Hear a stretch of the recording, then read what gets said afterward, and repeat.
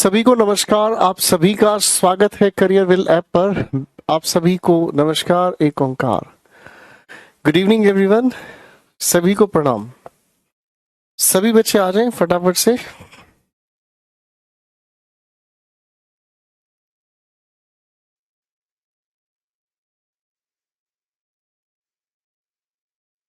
Good evening, good evening, good evening. कैसे हैं आप सभी बच्चों?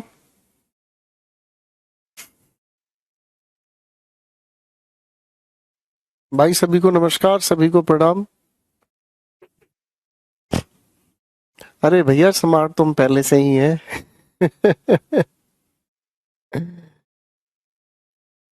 आ जाओ सभी बच्चे, आ जाओ। तो कल की क्लास में एक खूबसूरत सी बात हम लोगों ने पढ़ी थी दोस्तों।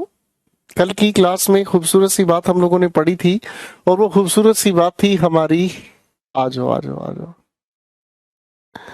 मुझे पूरी उम्मीद आप बहुत अच्छे से रिवाइज किए हुए हैं सारी की सारी चीजों को। नमस्कार, नमस्कार, नमस्कारम, नमस्कारम। राधे राधे भी बोल दिया करो। राधे राधे मेरे भाई, राधे राधे। नमस्कार। चश्मे में ज्यादा अच्छे लगते हो सर। शुक्रिया, बहुत बहुत शुक्रिया। चलिए, तो आज हम लोगों ने डिसाइड किया था दोस्तों कि आज हम लोग एक खूबसूरत सी चीज की बात करने वाले हैं और वो है मॉडल एक्सिलरी की। और वो खूबसूरत सी बात है मॉडल एक्सिलरी की एक बेहतरीन लेवल की प्रैक्टिस। ठीक है ना जी। और इस प्रैक्टिस के साथ साथ हम लोगों को एक और खूबसूरत सी चीज डिस्कस करनी शुरू करनी है आज। ठीक है ना, उस पर भी हम काम करेंगे।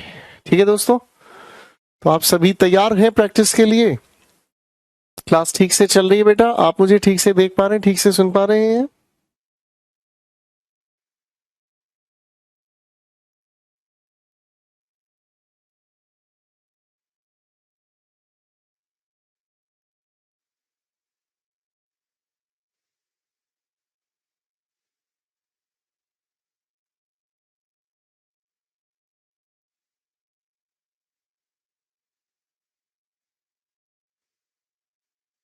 शाबाश। ओके ओके ओके, बिल्कुल ठीक है।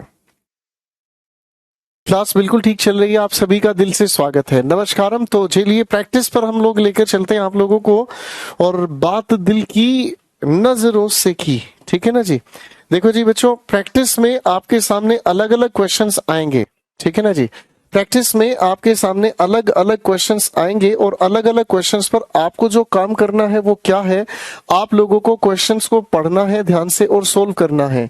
और बच्चों कोशिश ये कीजिएगा कि आप अगर इन क्वेश्चंस के रीजन भी बता सकें, साथ साथ अगर आप इन क्वेश्चंस के रीजंस भी बता सके तो इससे अच्छी तो कोई बात ही नहीं है। ठीक है ना। क्वेश्चन आपके सामने है, आपको क्वेश्चन पढ़ना है, रीजन बताने की कोशिश करना है। पहला सवाल तेरे नाम। पहले आप मेहनत करें, उसके बाद मैं इसको एक्सप्लेन करता चलूंगा। ठीक है जी। चलो भाई फटाफट से दिमाग लगाओ बालकों।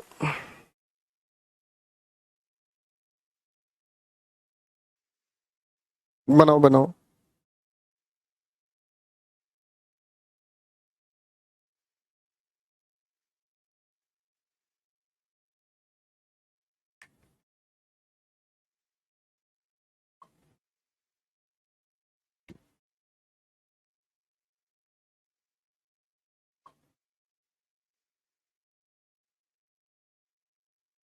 शाबाश।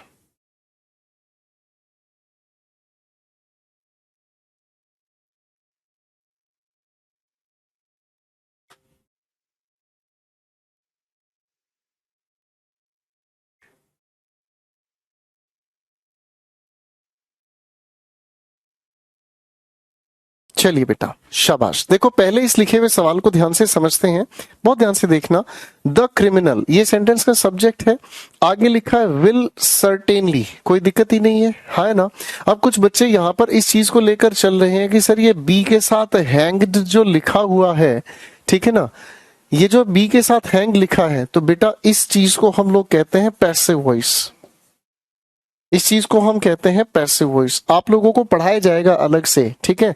देखो बच्चों, एक चीज ध्यान रखना, मॉडल एक्सिलरी के साथ हम फर्स्ट फॉर्म ऑफ वर्ब का यूज करते हैं, लेकिन अगर इसको हम पैसिव बनाना चाहें तो मॉडल एक्सिलरी के साथ ही हम बी लगाकर उसकी थर्ड फॉर्म को लिख देते हैं, ठीक है ना। तो ये पैसिव कंस्ट्रक्शन अभी मैं आपको नहीं सिखा पाऊंगा, जब हम इसकी जरूरत महसूस करेंगे उस समय हम इसको लेकर चलेंगे, ठीक है ना भाई साहब, कोई दिक्कत तो नहीं है। तो जब हमें इसकी जरूरत महसूस होगी तब हम इसको लपेटेंगे, अभी फिलहाल के लिए इसको लेकर परेशानी, अभी आपको सिर्फ इस बात को दिमाग में रखना है, ठीक है भाई, इसको समझना है। तो आ जाओ बेटे, पहले क्वेश्चन को ठीक करने की कोशिश करते हैं। लिखा हुआ है because the charges brought upon him. Brought upon का मतलब होता है किसी पर थोपना, किसी पर लगाना, ठीक है ना जी। Him are very serious. अब एक बात समझो ध्यान से, अगर किसी इंसान के ऊपर सीरियस ऑफेंसेस के चार्जेस लगे हैं, आरोप लगे हैं, तो भाई साहब ये चीज तो निश्चित है कि उसे सजा मिलेगी।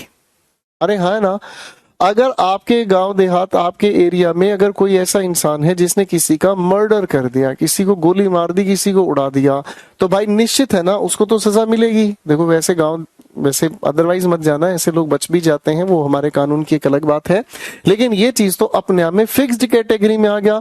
तो भाई अदर सब्जेक्ट के लिए फिक्स्ड कैटेगरी को हम किसके साथ यूज करेंगे? शेल। अरे हाँ है ना, याद है भाई टेंसेज में फिक्स्ड वाली बात कही थी कि अदर सब्जेक्ट के साथ हम शेल यूज करते हैं। और दूसरी तरफ अगर ध्यान से देखोगे आप कहोगे सर इस सर्टेनली लिखने की भी क्या जरूरत है? जब जो चीज पक्की होनी ही होनी है तो अदर सब्जेक्ट के साथ शेल लगाकर काम चलाओ, सर्टेनली को लिखना सुपरफ्लुअस हो गया, ठीक है ना जी। सिर्फ 3 बच्चों ने सुपरफ्लुअस लिखा है यहाँ पर, बाकी सभी बच्चों ने पता नहीं, कोई यहाँ मस्ट लिख रहा है, कोई लिख रहा है विल की जगह वुड लगा दो। ये बिना ध्यान लगाए हुए काम मत करो बेटा।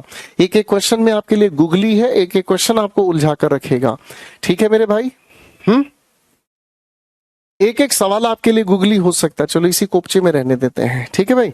अब आपकी स्क्रीन पर अगला क्वेश्चन आएगा, क्वेश्चन को गलती मत करना भैया, दिमाग लगाना है, क्वेश्चन को सोल्व करना है। चलो भाई टकाटक कर दो बेटा। पीडीएफ नोट्स वाले सेक्शन में आपको मिलती है, पीडीएफ नोट्स वाले सेक्शन में मिलती है।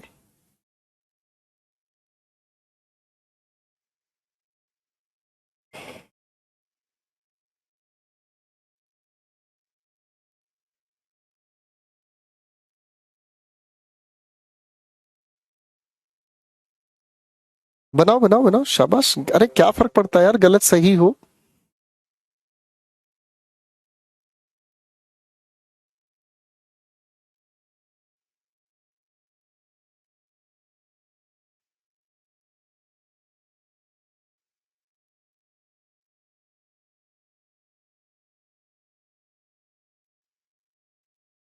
चलो बेटे आ जाओ, इसका आंसर डिस्कस करते हैं। बहुत बच्चे तो इतने बढ़िया आंसर्स बना रहे हैं, लवली है जी। She told her teacher that she could not be able to attend the class the previous day because of heavy rains। ठीक है ना जी, बार बार बारिश होने की वजह से किसी इंसान ने कल की क्लास को अटेंड नहीं किया। अब एक बात मुझे बताओ, आप लोगों को ये चीज पढ़ाई गई है कि कैन या कुड की जब हम बात करते हैं, कैन या कुड की जब हम बात करते हैं तो कैन या कुड एबिलिटी को ही बताते हैं, हाँ है ना। तो भाई ये भी आप लोगों को बताया है कि इसके साथ बी एबल टू को यूज करना क्या होता है? सुपरफ्लुअस, ठीक है ना जी। कुछ बच्चे सुपरफ्लुअस की स्पेलिंग गलत लिखते हैं भाई, एक बार इसे दोबारा से लिखकर दिखा दो। कुछ बच्चे सुपरफ्लुअस की स्पेलिंग पता क्या लिख रहे हैं? ये लिख रहे हैं भाई, पता नहीं क्यों नहीं सीखते हैं, ये लिख रहे हैं सुपरफ्लुअस। ये थोड़ी है स्पेलिंग भाई, सुपरफ्लुअस की स्पेलिंग ये होती है UOUS। दोबारा लिखकर दिखाओ फटाफट से जो बच्चे गलत लिख रहे हैं।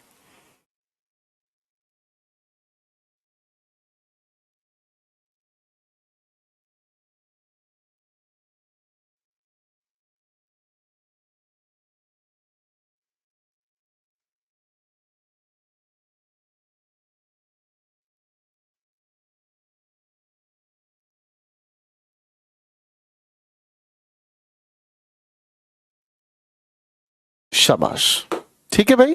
तो अब एक बात समझ में आ ही गई है। अच्छा मैं अगर आपसे पूछता हूं यहाँ कुड अपने आप में ठीक लिखा है, इस कुड की जगह कैन नहीं होगा, तो देखो आपके पास समझ में आ रहा है सर यहां पर बात पास्ट की कही है तो पास्ट के बाद ये कुड तो सही है, बस इस बी और इस एबल टू की हमें जरूरत नहीं है, ठीक है जी। बात समझ में आ गई बेटा? फाइन। चलो, तो ये भी अपने आप में आंसर बन गया है। क्वेश्चन 3 पर आ जाओ फटाफट से, आपकी क्लास में भी पढ़ती है Jaya.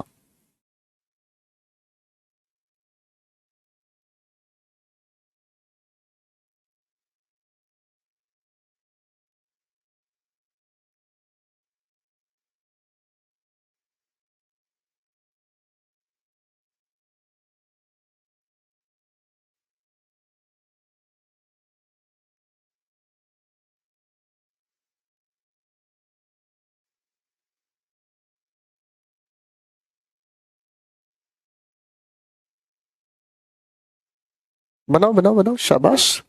Jaya used to had very long hair when she was a child. अब सवाल को ध्यान से देखें। कल की क्लास में मैंने आपको बताया कि यूज्ड टू की हम बात करते हैं और एक तरफ हम वुड की बात करते हैं, है ना। इसमें हम लोग बताने का काम करते हैं पास्ट हैबिट जो अब है नहीं, इसे हमने डिसकंटिन्यूड कहा था, है ना। ये हमने कहा था पास्ट हैबिट जो डिसकंटिन्यूड है ना। और अगर इसकी हम बात करते हैं तो ये पास्ट हैबिट है जो कि प्रेजेंट में हो भी सकती है और नहीं भी, ऐसा ही कुछ बताया था भाई, है ना। अब देखो बेटा, अगर आप लोग यहाँ ये सोचकर चल रहे हैं कि जब वो छोटी थी तो बड़े बाल रखा करती थी, हो सकता है आज भी रखे, लेकिन बेटा आप यहाँ वुड लगा तो रहे हो, कोई प्रॉब्लम नहीं है, लेकिन आपको ये भी तो पता है आने वाली जो भी वर्ब है वो फर्स्ट फॉर्म होनी चाहिए। अरे हाँ, है ना। तो ये तो आप लोगों को टेंस में बताया गया था, ये फर्स्ट होम नहीं है मेरे भाई। फर्स्ट होम बनाने के लिए आपको यहाँ हैव लिखना होगा, हाँ है ना। इसका मतलब क्या हुआ, इस यूज्ड टू को छेड़ने की बजाय हम इस हेड की फर्स्ट होम लिखेंगे, क्या होना चाहिए, हैव। ठीक है बेटा, कुछ बच्चों ने यहाँ वुड लगाने की गलती करी है, आप सेंटेंस को ध्यान से नहीं पढ़ रहे, मैं फिर बता रहा हूँ। हाँ, तुम्हारी बीवी काली होगी, ठीक है। और भैया जो लड़कियां गलत आंसर दे रही उनके जो पति है ना वो कति काले होंगे, ठीक है ना। हाँ, कति काले होंगे और दोनों नाक से गंगा जमुना बह रही होगी। अरे मोरी मैया, जे का मुंह से निकल गई।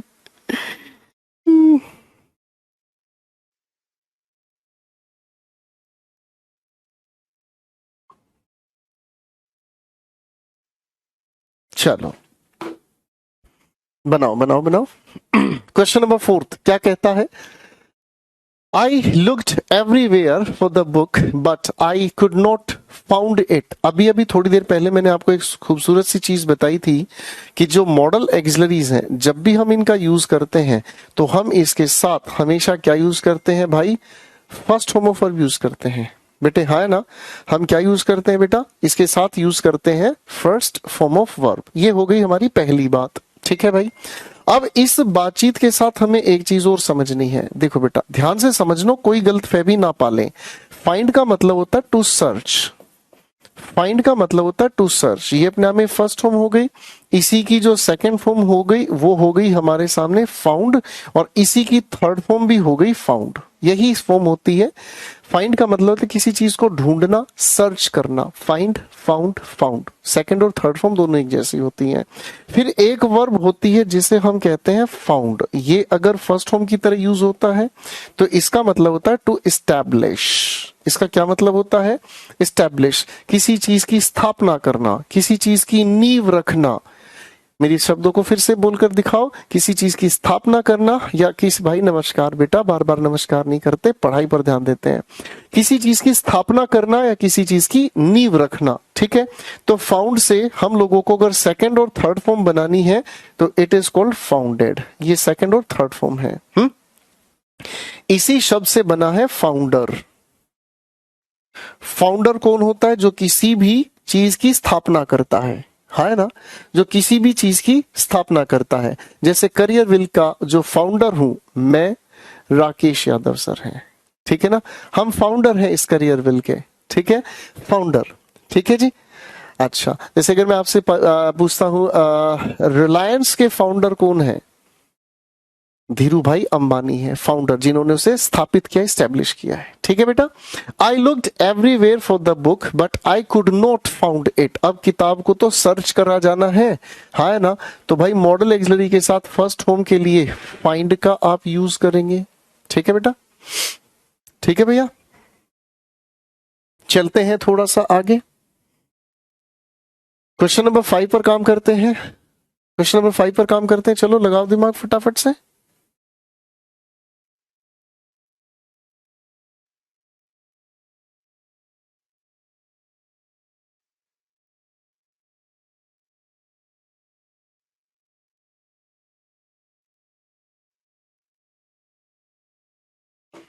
शाबाश, बनाओ। अब इस सवाल पर काम करते हैं। देखो, ध्यान से समझने का काम करना। हम लोगों ने पिछली क्लासेस में एक खूबसूरत सी बात समझी कि हम जब किसी इंसान की रिक्वेस्ट करते हैं तो कुड या वुड का यूज करते हैं। अरे हाँ, है ना। जब हम किसी इंसान के सामने रिक्वेस्ट करते हैं तो कुड या फिर वुड का यूज करते हैं।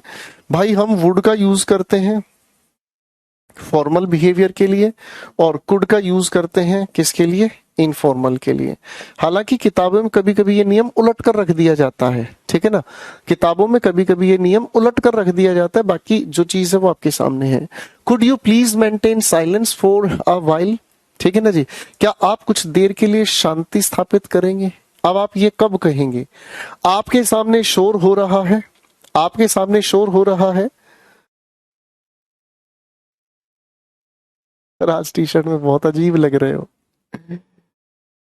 एक्चुअली आपकी क्लास आज फ्राइडे है, तो आप जानते हैं फ्राइडे का दिन है, तो आपकी क्लास होने के बाद बस मुझे खाना खाना है, थोड़ी देर बैठना है, कुछ काम करना है, कुछ नया आप लोगों के लिए मटेरियल तैयार करना है, फिर उसके बाद सीधा सोना है। तो मैंने सोचा, आज सुबह तो मैंने कुछ और ही पहना हुआ था, अब मैंने सोचा कि चलो इसी से काम चला लेते हैं, ठीक है ना। इसीलिए पहन लिया भैया।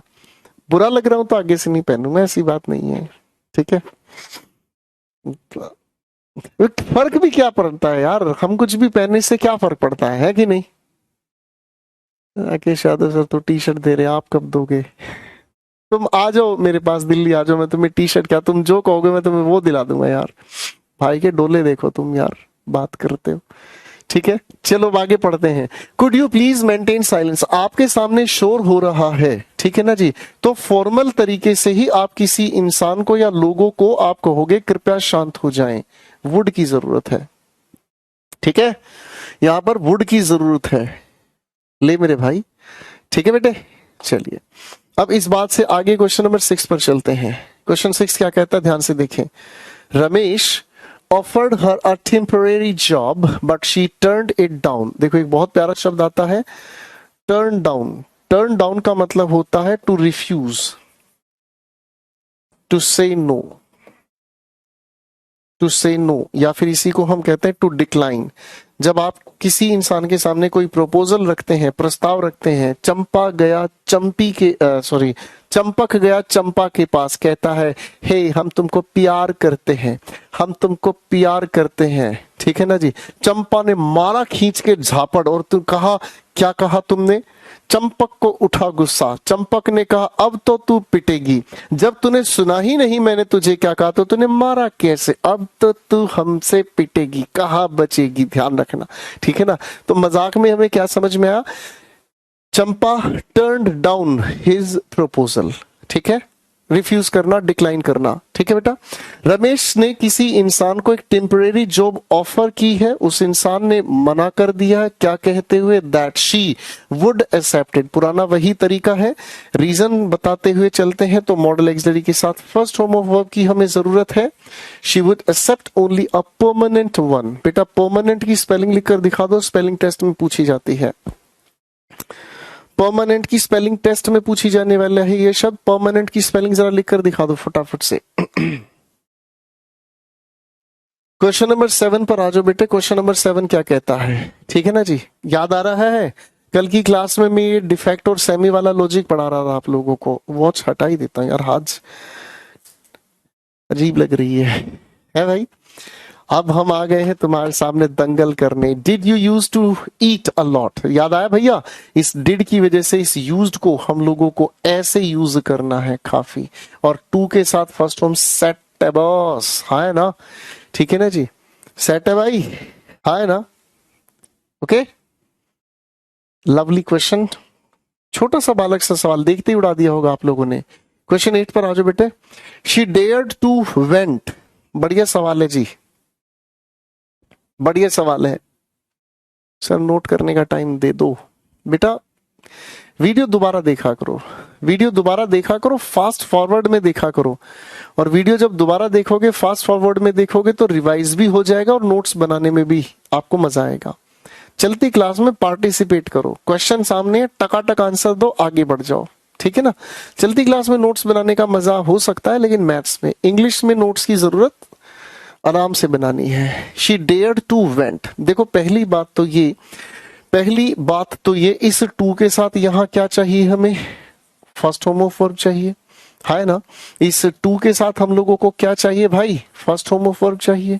तो इसका मतलब हमें समझ में आता है, हमें यहां पर सिर्फ गो को ठीक करना है। अब आखिर ये ऐसे क्यों हुआ भाई, इसको ना एक काम करना, हैशटैग कर लेना। और इस चीज की खूबसूरत सी वजह, आप लोगों को एक टॉपिक पढ़ाया जाएगा, वर्ब एडवांस। आप लोगों को एक खूबसूरत सा टॉपिक पढ़ाया जाएगा, वर्ब एडवांस। जब ये टॉपिक हम पढ़ेंगे, तब आपके साथ मिलकर इसकी खूबसूरत दास्तान हम सुनाएंगे। पारो, ठीक है, फाइन। ये बिल्कुल ठीक है बेटा, इसको मत छेड़ देना, ये अपने आप में ठीक है। इसकी वजह क्या है यहां पता चलेगी, तब तक के लिए देखते रहिए गोपाल वर्मा। ठीक है बेटू लोग, ठीक है। आज बड़े खुश लग रहे हो सर। खुश तो क्या यार, बस ऐसे ही पढ़ाते पढ़ाते आपको देखकर खुश हो जाते हैं बेटा। सारा दिन आप ही जैसे लोगों के बीच निकलता है, और इसके अलावा तो कुछ कहना सुनना है नहीं बेटा। हम्म,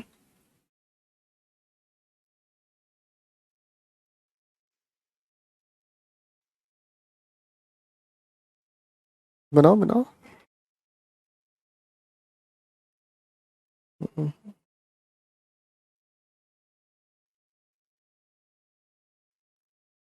बनाओ बनाओ, अच्छा क्वेश्चन है बेटा ये, अच्छा क्वेश्चन है। थोड़ी देर पहले मैंने आपको बताया था, पैसिव वाली बातचीत को लेकर उलझाएगा ये। मेरे भगवान तेरी कृपा है।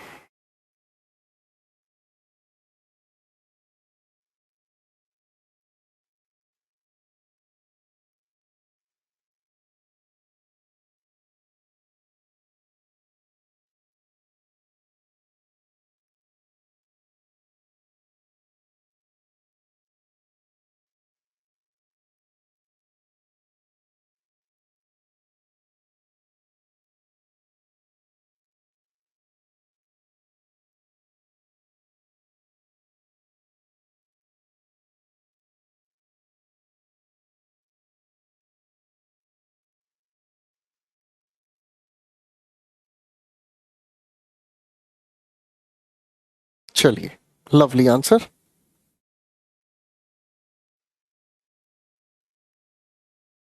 क्वेश्चन को देखते हैं, लिखा है he feels that I can not imagine. कोई दिक्कत नहीं है, एबिलिटी है कि भाई वो मानता है कि मैं ऐसा नहीं सोच सकता। What a space station would, जरूरत नहीं है, जरूरत नहीं है, वुड लुक लाइक, ठीक है ना जी।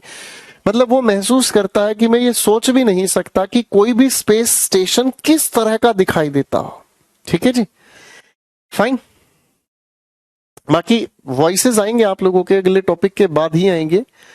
इससे अगला टॉपिक हम करेंगे क्वेश्चन टैग्स, उसके बाद हम समझेंगे वॉइसेस। वहां देखना, ये बड़ा मजेदार लगेगा आपको। क्वेश्चन 10 सोल्व करो बेटे फटाफट से,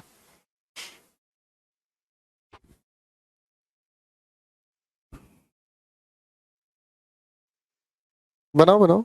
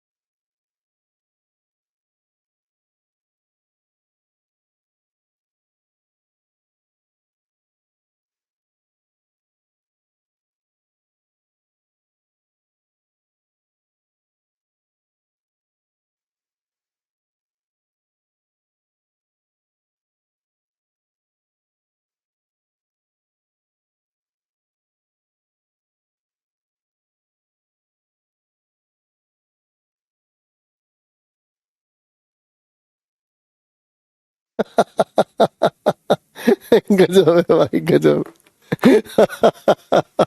अल्टीमेट है भाई, बहुत बढ़िया बहुत बढ़िया। You should never carry tales. पहले तो मैं आपको यहाँ दो अर्थ बता देता हूं। एक अर्थ निकलता है टू कैरी टेल्स, ठीक है ना जी। और एक दूसरी बात आती है, क्या चीज? To tell ill of someone. इसका मतलब होता है किसी के बारे में अफवाहें फैलाना, ठीक है ना जी। टू कैरी टेल्स का मतलब होता है किसी के बारे में अफवाहें फैलाना। जिस चीज के बारे में आप कोई जानकारी नहीं रखते उसके बारे में इधर उधर लोगों के बीच कुछ का कुछ फैला देना, इसे कहते हैं अफवाह फैलाना, ठीक है।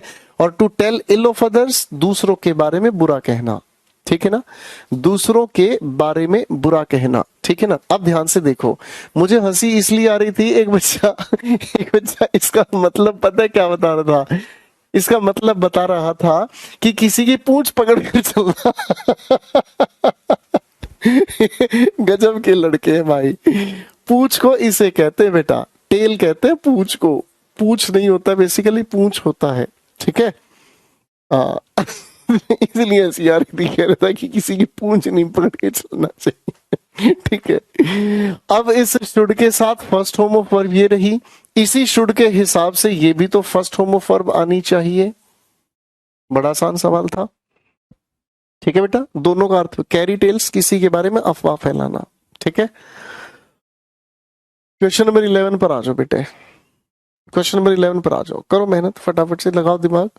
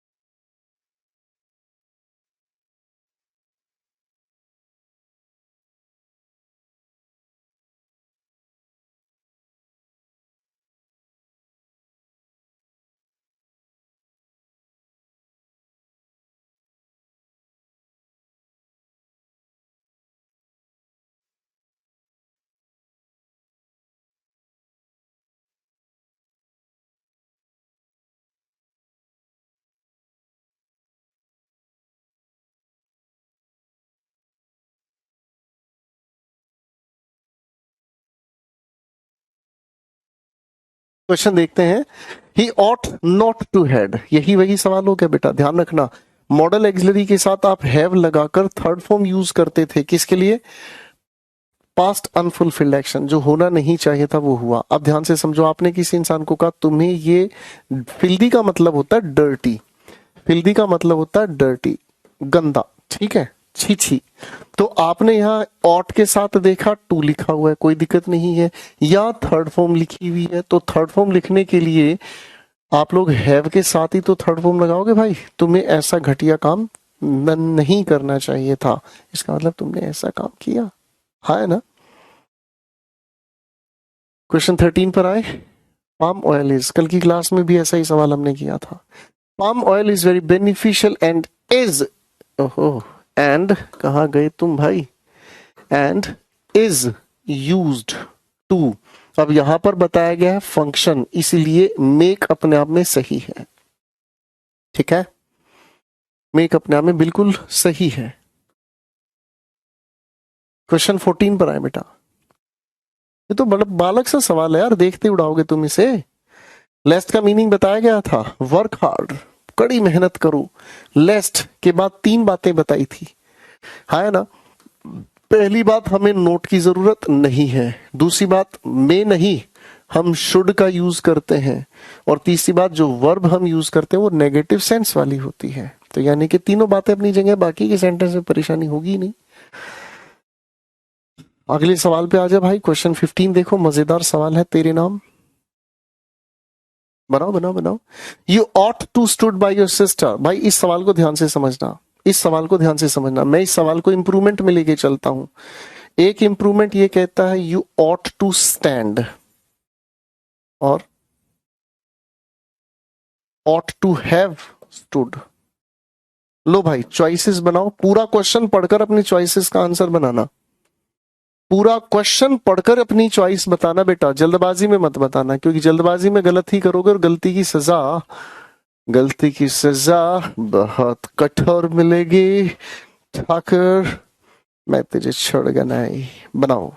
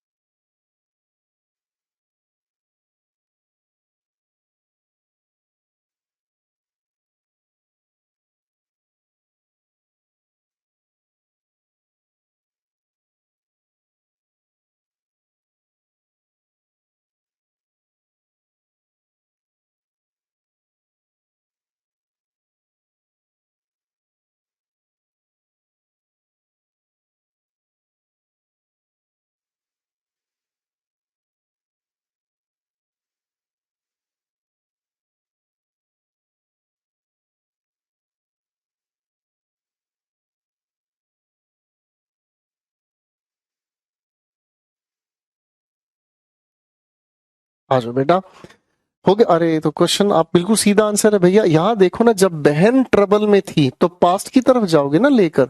आपको अपनी बहन की मदद करनी चाहिए थी जब उसको जरूरत थी। बात समझ रहे? तो यहां पर क्या हुआ, पास्ट के कॉन्टेक्स्ट को यहां से जोड़ोगे ना भाई। जल्दबाजी क्यों करते हो आंसर बनाने में। क्वेश्चन 18 बिल्कुल उसी कॉन्टेक्स्ट का सवाल है, बनाओ भाई।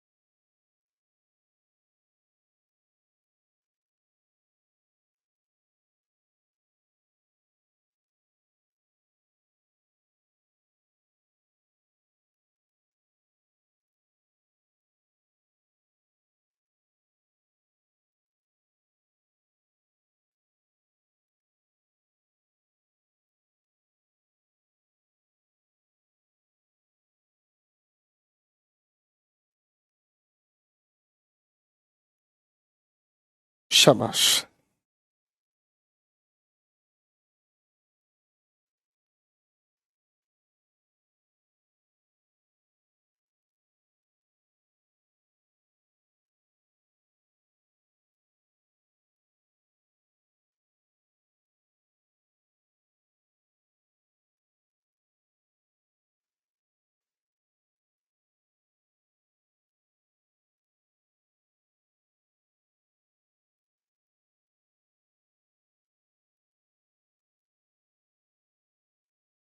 चलिए जी, आइए दोस्तों डिस्कस करना शुरू करते हैं। मैं समझाता हूँ, टेंशन क्यों लेते हो यार। ही नीड नॉट हैव, आगे लिखा है लेफ्ट, ठीक है ना। ये सवाल हम लोगों ने कल की क्लास में 4 ऑप्शंस वाला भी दिया था, जो मैंने आपको परसों होमवर्क के लिए दिया था। भाई नीड के साथ नॉट लगाती, पहले तो टू को आप हटाओगे, हैव के साथ ये थर्ड फॉर्म है ना। पास्ट अनफुलफिल्ड एक्शन कैटेगरी से लिया गया है, बात खत्म। हमें तो इस बात को समझना है कि ये डिफेक्ट क्रिएट कर रहा है, ये हेल्पिंग वर्ब है, नेगेटिव सेंटेंस बनाते ही आपको इस टू की जरूरत नहीं है। नोट्स को रिवाइज करो ना भाई, कमाल है समीर, नोट्स रिवाइज नहीं करोगे तो कैसे समझ आएगा भाई। 17th पर आओ फटाफट से। ये क्वेश्चंस है बेटे दमदार, इन क्वेश्चंस में चक्कर आएंगे, ध्यान रखना।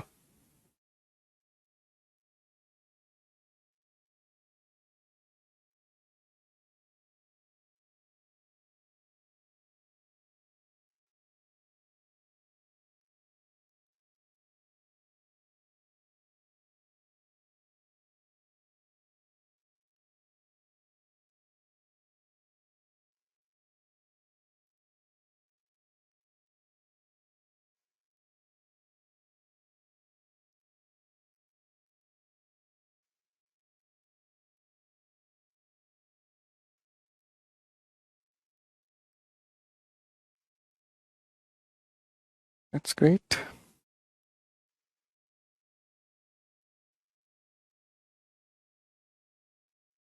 बनाओ बनाओ बनाओ, शाबाश।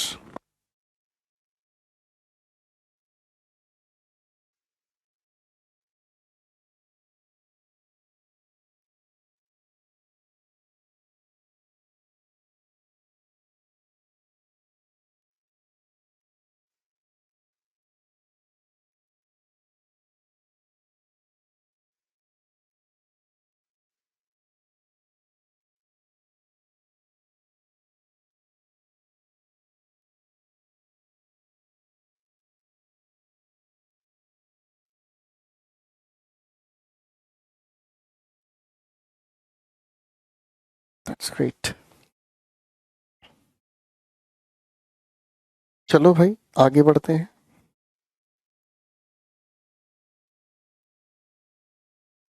कोई दिक्कत ही नहीं है भाई, मैं समझाता हूँ, क्यों टेंशन लेते हो यार। क्वेश्चन देखो, such programs will lead to an exchange of ideas, विचारों का आदान प्रदान, and will create a better understanding between the two countries. कोई प्रोग्राम हम होस्ट कर रहे हैं और इस प्रोग्राम में जैसे हम अगर छोटी सी बात करें, हमारे भारत में जितने भी स्कूल्स हैं उनमें से कुछ चुनिंदा स्कूल विदेशों के साथ इस तरीके के प्रोग्राम होस्ट करते हैं। जैसे फ्रांस की मैं बात करता हूं तो फ्रांस के जो स्कूल्स हैं फ्रांस के जो स्कूल हैं उन स्कूल के साथ एक एक्सचेंज प्रोग्राम शेयर करते हैं। कैसे? हमारे इंडिया के किसी भी एक स्कूल से, चाहे वो डीपीएस, अच्छा देखो ये मत सोचना कि मैं प्राइवेट स्कूल की बात कर रहा हूँ भैया, हम भी सरकारी स्कूल के ही पढ़े हुए हैं। तो स्कूल के अंदर से करीब 15 या 20 बच्चों को दूसरे देश में भेजते हैं 10-15 दिन के लिए, और वहां से बच्चे जो हैं 10-15 दिन के लिए यहाँ आते हैं। इसे हम कहते हैं कल्चरल एक्सचेंज। इसे हम कहते हैं कल्चरल एक्सचेंज, सांस्कृतिक आदान प्रदान। जो यहाँ है वो वहां जाके, और वो जो वहां है वो यहाँ आके देखें और अपने इस नॉलेज को एक्सचेंज करें। ठीक है, such programs will lead to an exchange of ideas. इस विल की जरूरत नहीं है जब यहाँ पहले ही विल लिख चुके हैं। And create a better understanding between the two countries. समझ आया सेंटेंस कैसे बनाया है? क्वेश्चन 18 को देखते हैं। ये सवाल आपको घुमा सकता है। I am use to live alone, I have been living alone for some time. कोई इंसान अगर अकेले रह रहा है तो उसे अकेले रहने की आदत सी है, मुझको ऐसे जीने में। हैबिट बताने का काम कर रहा है, एम लिखा, डिफेक्ट क्रिएट करने चलेगा ये शब्द, और इसी की वजह से लिविंग का यूज करेंगे। ठीक है जी, कल की क्लास में आखिर में घुमाया था मैंने इस तरीके के सवालों पर आपको। क्वेश्चन 19 आपकी स्क्रीन पर है, सोल्व करते हैं। The doctor advised Mr. Murugan that because of his severe cramps, cramp होते हैं अकड़न, क्रैम्प होते हैं अकड़न जो शरीर में आ जाते हैं, क्रैम्प्स, मांस जो हमारे शरीर में है उसके अंदर सूजन आ जाते हैं, उसे क्रैम्प्स कहते हैं। अगर नहीं समझ में आ रहा, किसी के मुंह पे मुक्का जड़ दो, उसको फिर देखना उसको क्या होता है। He will feel cramps. ठीक है जी।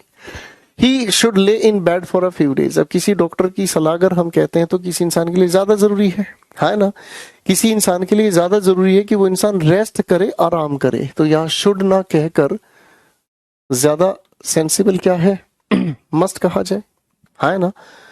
ठीक है ना जी। भाई डॉक्टर की जो एडवाइस है वो ज्यादा इंपॉर्टेंट है, माननी पड़ेगी। 20th को देखते हैं फटाफट से। We have got plenty of time, we need not to hurry. सारा सवाल अपने आप में ठीक है, बस ये बता दो मुझे क्या यहाँ पर ये टू लिखा हुआ सही है, हाँ या ना, दैट्स इट। इसी में आंसर छिपा हुआ है। सर इंस्टाग्राम पर नहीं मिले मुझे आप, यार इंस्टाग्राम पर गोपाल वर्मा सर सर्च कर लो, मिल जाएगा बेटा।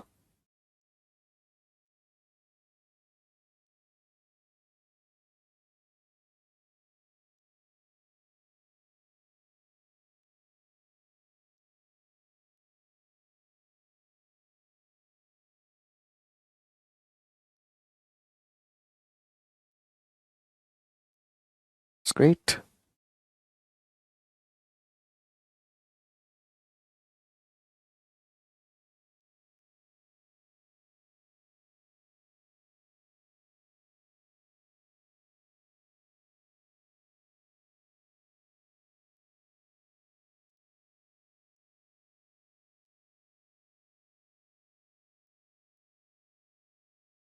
बहुत बढ़िया जी।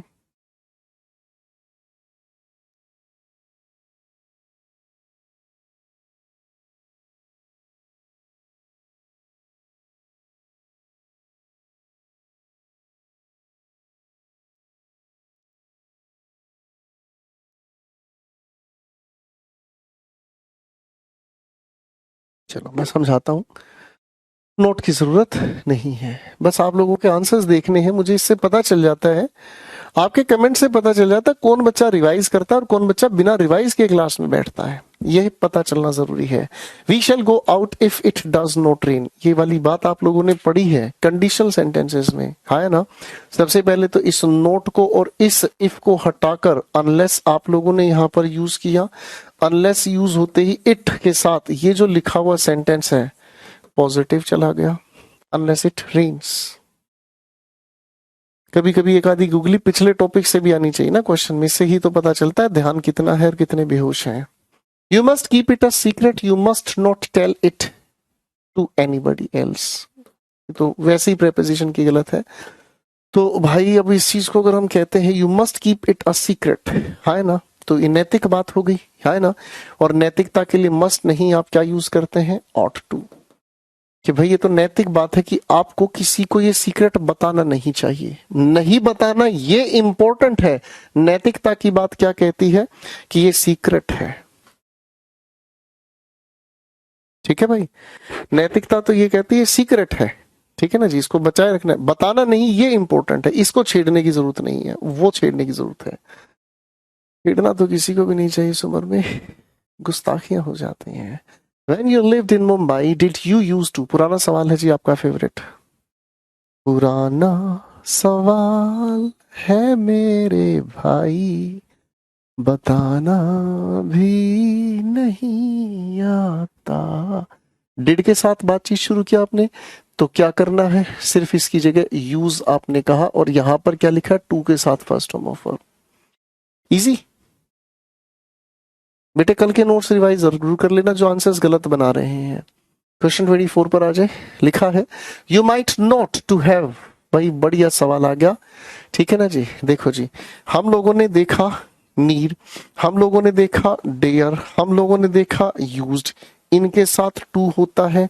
हम लोगों ने देखा हैज, हैव, हैड, भाई इनके साथ टू यूज करते हैं। इसके अलावा तो कहीं किसी मॉडल एक्सिलरी के लिए टू का हम यूज नहीं करते। तो माइट के साथ यहाँ टू किस खुशी में आया, भाई हैव के साथ नोन, तो हमें समझ में आया कि ये पास्ट अनफुलफिल्ड एक्शन को बताता है। याद आया, ये पास्ट अनफुलफिल्ड एक्शन को बताता है, ये तो हमें समझ में आया। लेकिन ये बात हमें समझ नहीं आई ना, ये टू किस बेबुनियाद तरीके से आया, है ना भाई बालक सा सवाल, ठीक है ना जी। क्वेश्चन 25 ये इस डिस्कशन का एक बेहतरीन सवाल है, ठीक है ना जी। यही लास्ट सवाल है बेटा। चलो जी, जिसने इस क्वेश्चन को करेक्ट आंसर दे दिया उसके लिए एक फ्लाइंग मुक्का।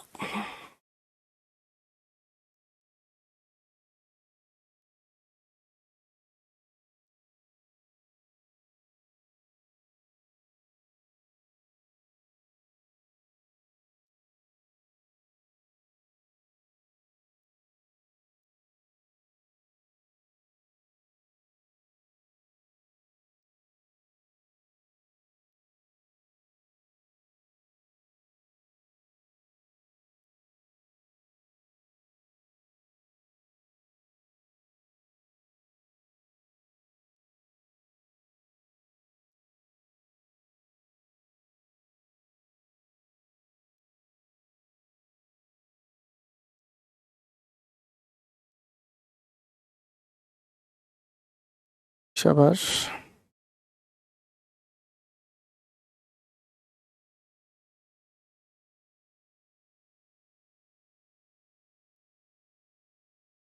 बहुत बढ़िया।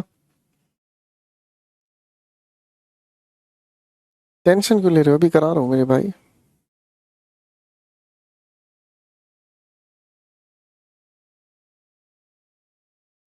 That's great. That's really great. I'm used to drive on the right because I used to drive a taxi in the USA. Question में कंफ्यूजन यूज टू को दो जगह पर। अब कोई इंसान जब यूएसए में रहता था तो टैक्सी चलाने का काम करता था, इसका मतलब ये हुआ। अब देखो कोई इंसान जब यूएसए में रहता था तो अब तो रहा नहीं, सीधी सी बात है। अब किसी और देश में रहेगा तो पास्ट डिसकंटिन्यूड हैबिट आ गई। अरे हाँ है ना, तो ये यूज टू के साथ ड्राइव तो ठीक है, लेकिन अब जहां भी वो रहता है इस एम की वजह से ये हैबिट ही बता रहा है, तो ड्राइव ना होकर ड्राइविंग। ये कंफ्यूजन मिलते हैं बेटा आप लोगों को फिल इन द ब्लैंक्स में या फिर क्लोज टेस्ट में, तो इसको ध्यान से तैयार करके जाना, ठीक है। ऐसे क्वेश्चंस की कंफ्यूजन मिलती है आपको, मतलब फिल इन द ब्लैंक्स में, क्लोज टेस्ट में, तो संभल के चलना है, ठीक है। अब बेटा इसको रिवाइज करना है अच्छे से, ठीक है, इसको रिवाइज करना है अच्छे से, ठीक है। इसको अच्छे से रिवाइज करना है, मेहनत करनी है इस चीज के ऊपर। अब बताओ हाल चाल कैसे हैं आप सभी के, हाल क्या है दिलों का न पूछो सनम। मजा आया कि नहीं आया भाई? एक मिनट रुको, कमेंट थोड़े अटक गए हैं।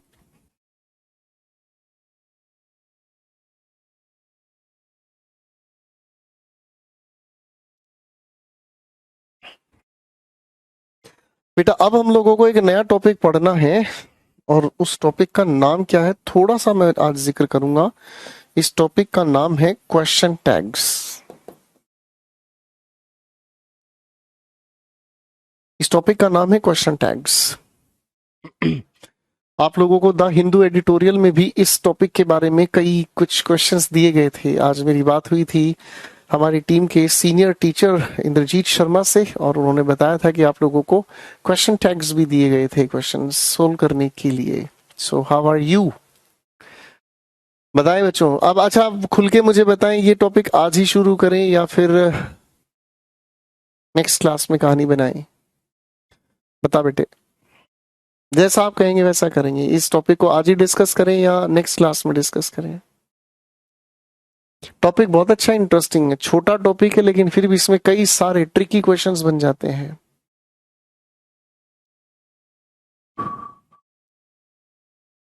जैसा आप कहें।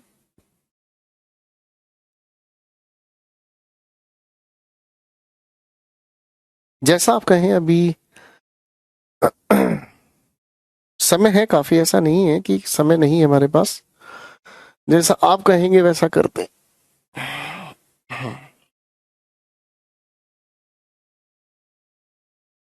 चलिए थोड़ा सा डिस्कशन ले लेते हैं, ठीक है?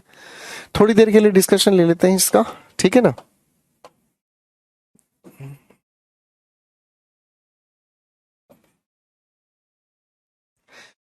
थोड़ा सा जिक्र ले लेते हैं और फिर आगे चीजें समझ आ ही जानी है।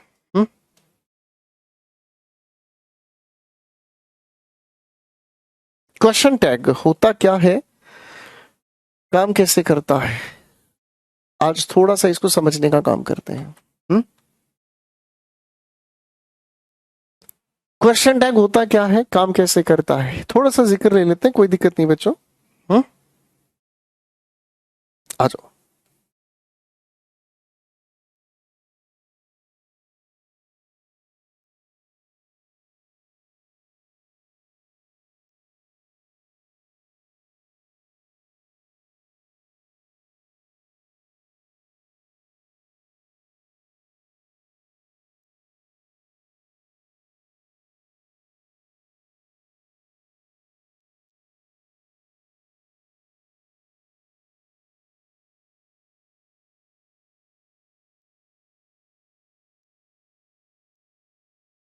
सर आप कमेंट्स में लिखकर दिखाएंगे ये?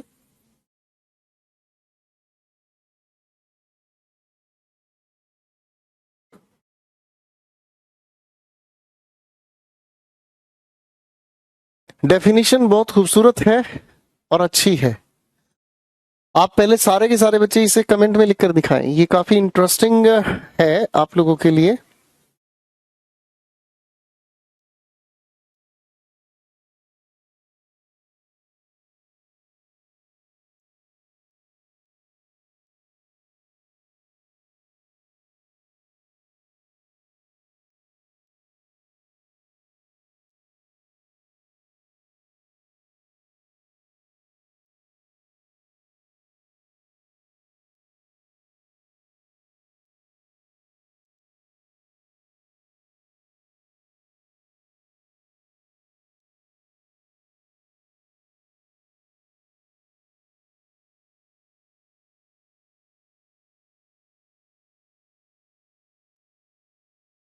चलो जी, बना लिया।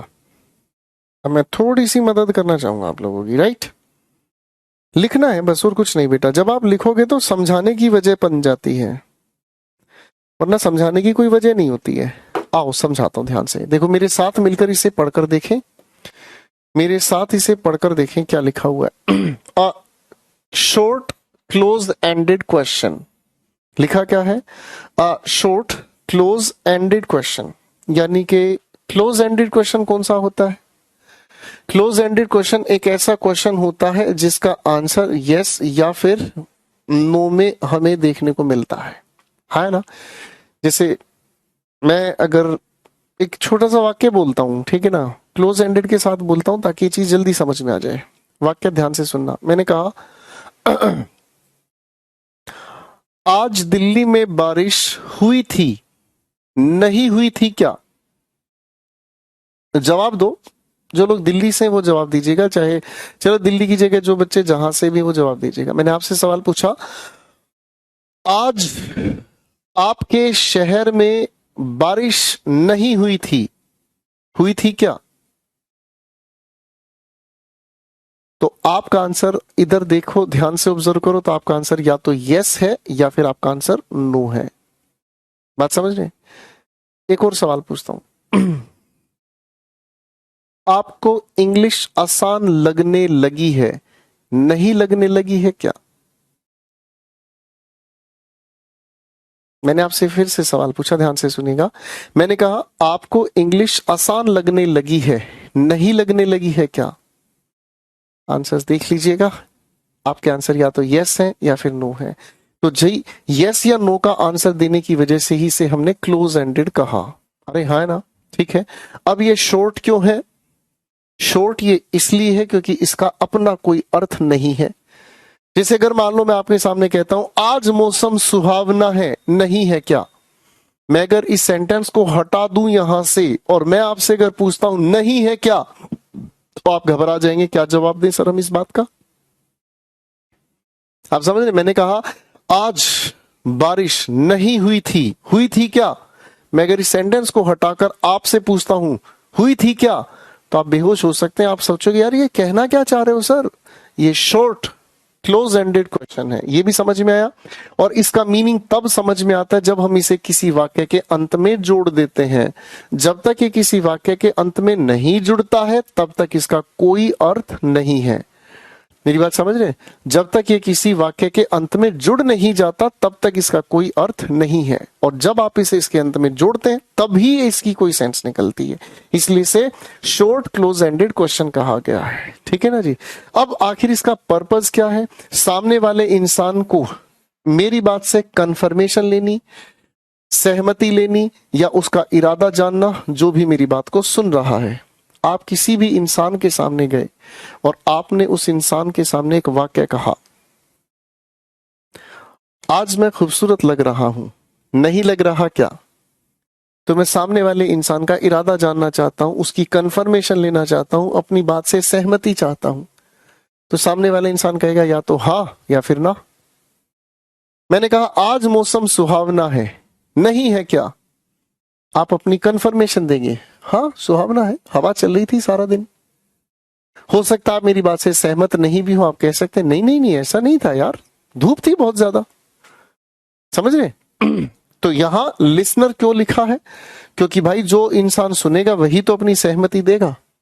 ठीक है, तो एक बार डेफिनेशन को फिर से पढ़ते हैं। डेफिनेशन को 3 हिस्सों में बांटा है।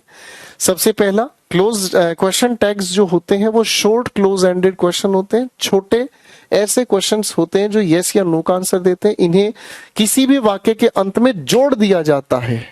जोड़ दिया जाता है क्यों? क्योंकि इंडिपेंडेंट इनका कोई मीनिंग ही नहीं होता, और इसका पर्पस होता है कंफर्मेशन लेना, अप्रूवल, इंटेंशन किसकी? जो भी इस इंसान इस बात को सुन रहा है।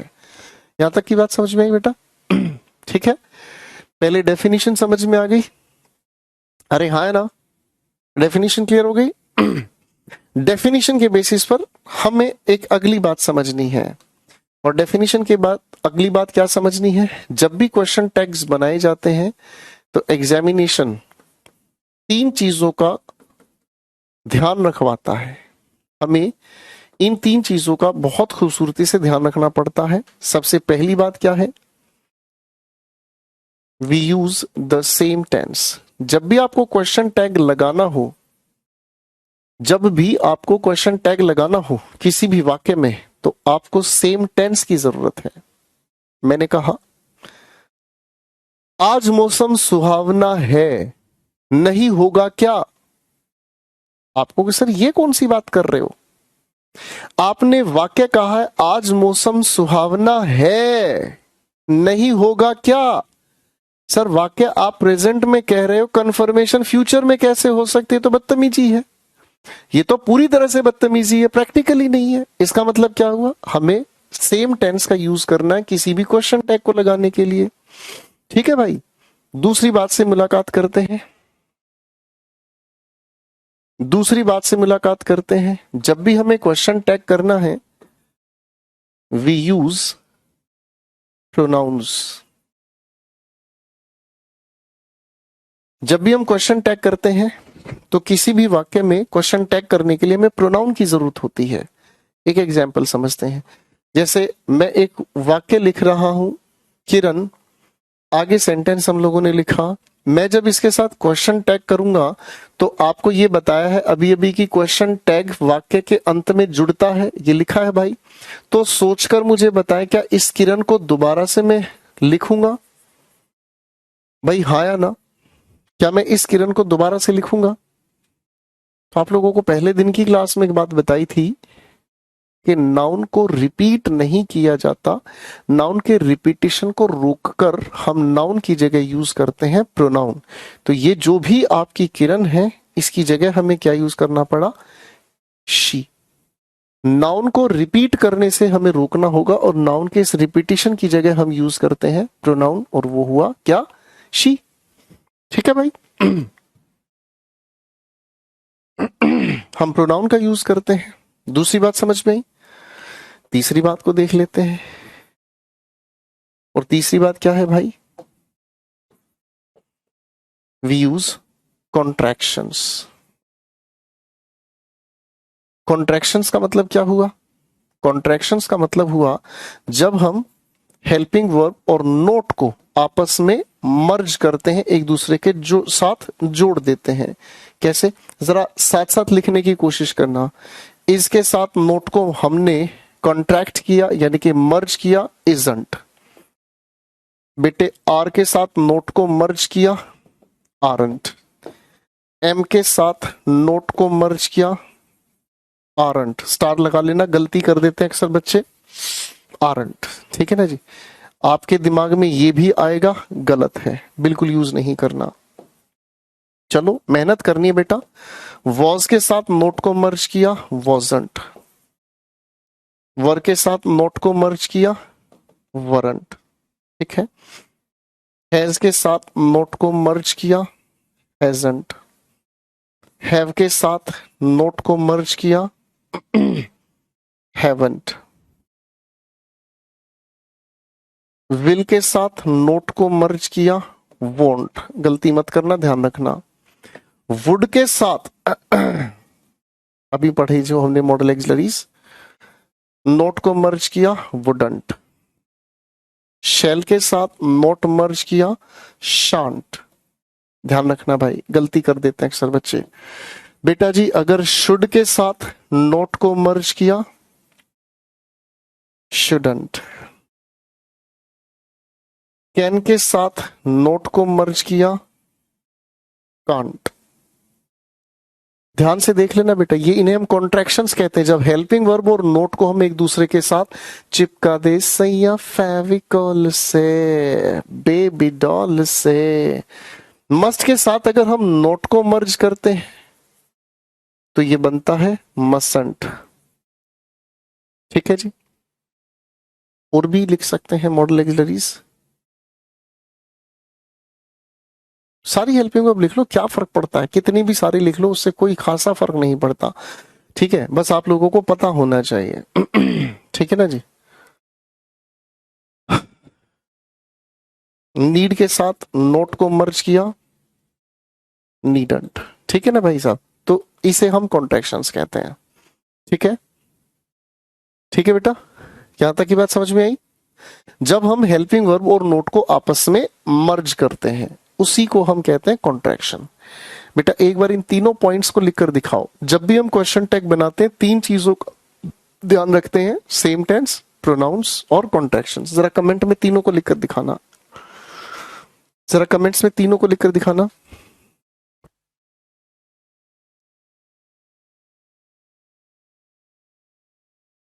शाबाश।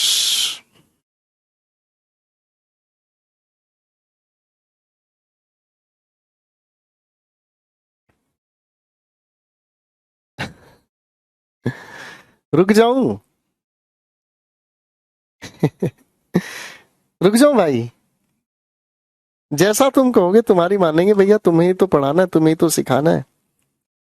आप लोग जैसा कहेंगे वैसा कर लेंगे यार। रोक दे गाड़ी को।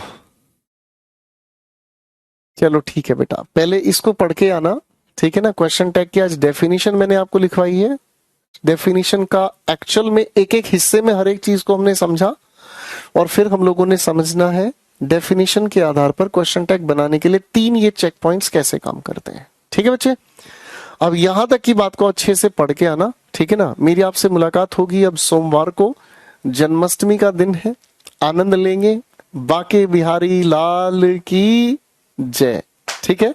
मिलते हैं सोमवार को, तब इस खेल को आगे बढ़ाएंगे। ठीक है दोस्तों, आज के लिए इतना ही। Thank you very much. मस्त रहे, व्यस्त रहे और दोनों दिन प्लीज, अब आपके पास 2 दिन का समय है, अच्छे से रिवाइज करें। Good night.